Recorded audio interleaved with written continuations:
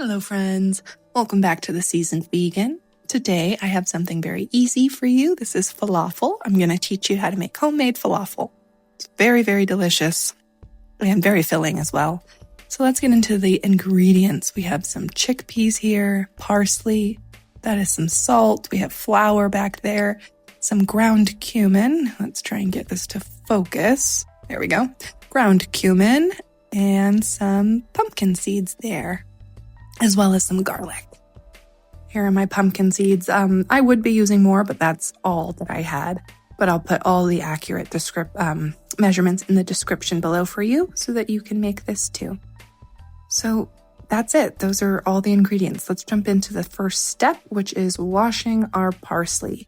I always like to give everything I use a nice wash before I start working with it. Just makes me feel better about everything. So there we go. There is the parsley. Give it a quick rinse, and that's what it looks like afterwards. Next step is going to be draining our chickpeas, and today I'm just using canned chickpeas, keeping it easy and simple. And I don't know if I've told you guys this before, but you can keep and save the liquid from your chickpea cans. That is called aquafaba, and you could use that to make things like meringue and other types of things. I guess I'll have to do a video on aquafaba one of these days and show you all the amazing ways that you can use it.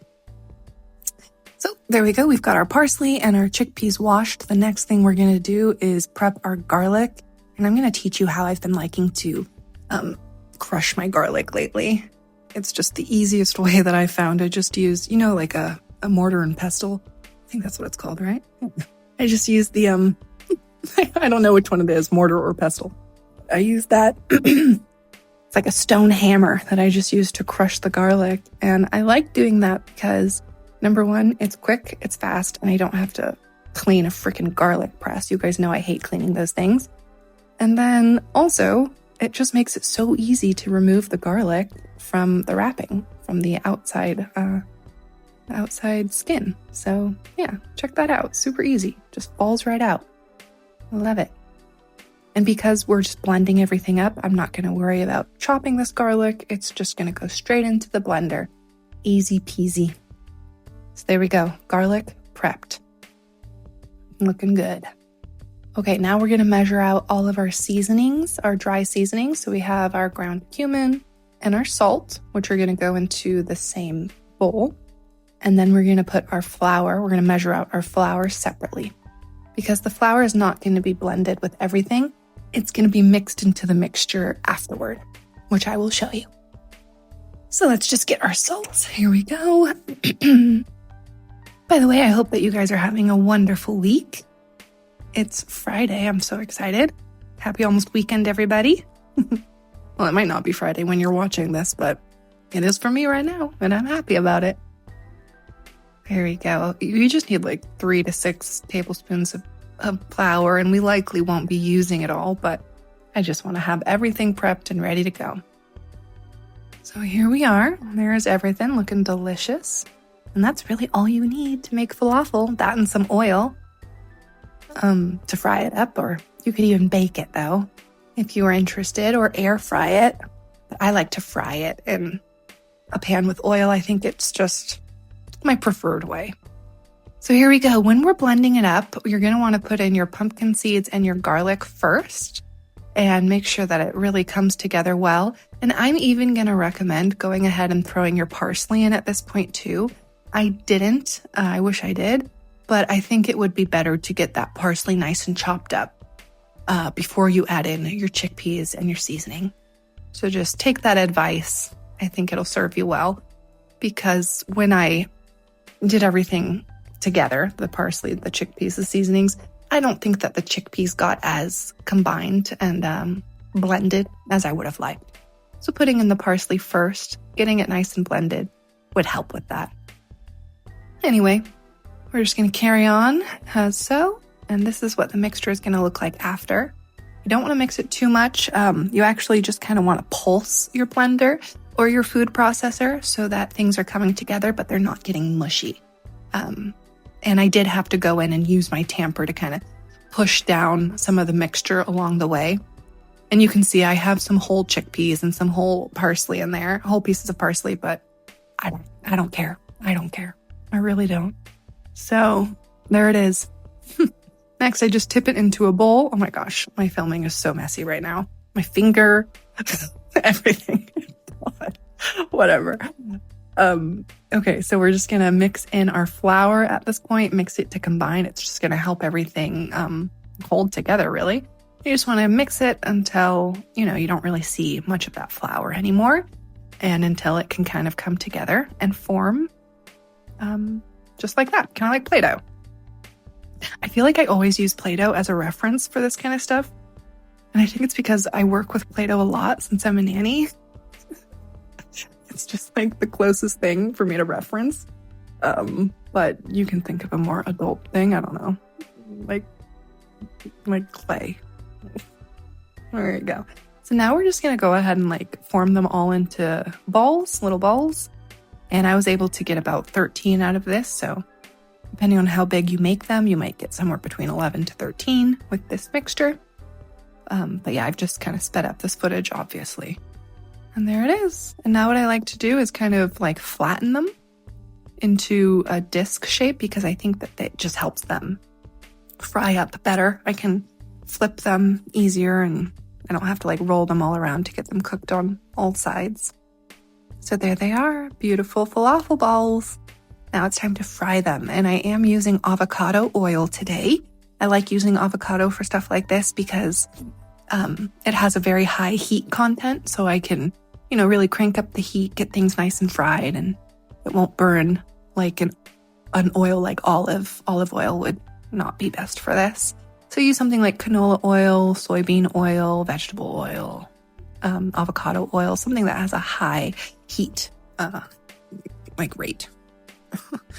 All right, so I'm gonna fry them all in one batch because my pan is big enough. I'm just using my Calphalon here. And yeah, what we're doing is we're cooking it on about medium-high heat for, I'd say, about 3 minutes for each side. And that's it. That's how you make homemade falafel. You just blend up your mixture, form your mixture into balls, flatten them out, and fry them up for 6 minutes. That is it.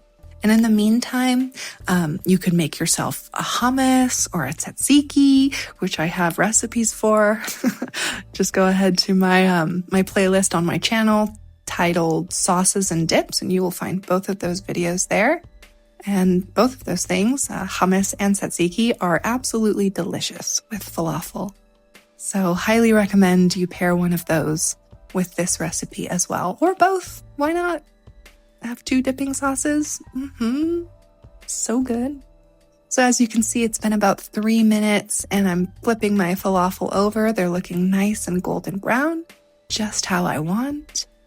And we're going to give them another 3 minutes on this side. And it's up to you, but sometimes I also like to flip them up on their sides to get the sides fried as well, but totally not necessary. You could also deep fry them so that they're fried all around.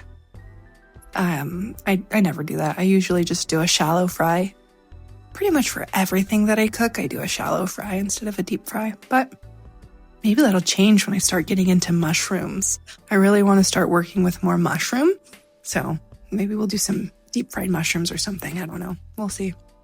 All right. So when they have been fully cooked, then you're going to plate them up and eat them. That is it, you guys. That's falafel. I hope you guys make this. It's super, super simple. Falafel is one of those things that you get in restaurants and you're like, oh, this would probably be too hard to make, ray. But no, it's actually not. It's really easy. Honestly, that's something that I've discovered in this vegan cooking journey of mine, because kind of had to learn and teach myself how to cook for myself and how to be an adult, be a vegan adult that's healthy and stable. So it's just been really fun to figure out what ingredients go with what dishes and how things go together. It makes me feel very capable and proud of myself, honestly. So there we go, guys. Look, I'm proud of that one. And they were absolutely delicious. They were so good. They paired super, super well with my tzatziki that I made earlier this week. Oh, I almost lost them there. Lord, Captain would have had a field day. He would have been so happy. You know he's at my feet right now, like waiting for me to drop something. But anyway, there they are. And I also enjoyed these on a salad later on in the week. I remember taking that footage, but I don't think I shared it. Maybe I'll tack it on at the very end. The footage of me having it in a salad. It was really good. I just put some bitchin sauce on top of my greens and then the falafel right on top, and it was so good. Have you guys heard of the bitchin sauce? That stuff is so good. And I was looking at the ingredients of it the other day. I could easily figure out how to make that by myself. It's like just seeds and nuts and seasoning. So I think we should do homemade bitchin sauce because those things are expensive, you guys. Oh my God. But absolutely delicious. Anyway, we're talking about falafel right now, not bitchin sauce. So here we go. As you can see, focus. My camera's being weird. As you can see, I'm enjoying it with my homemade hummus and my homemade tzatzikis. And it was just bomb. It was just bomb, you guys. So go ahead and make it for yourself. Go ahead and enjoy. Bye.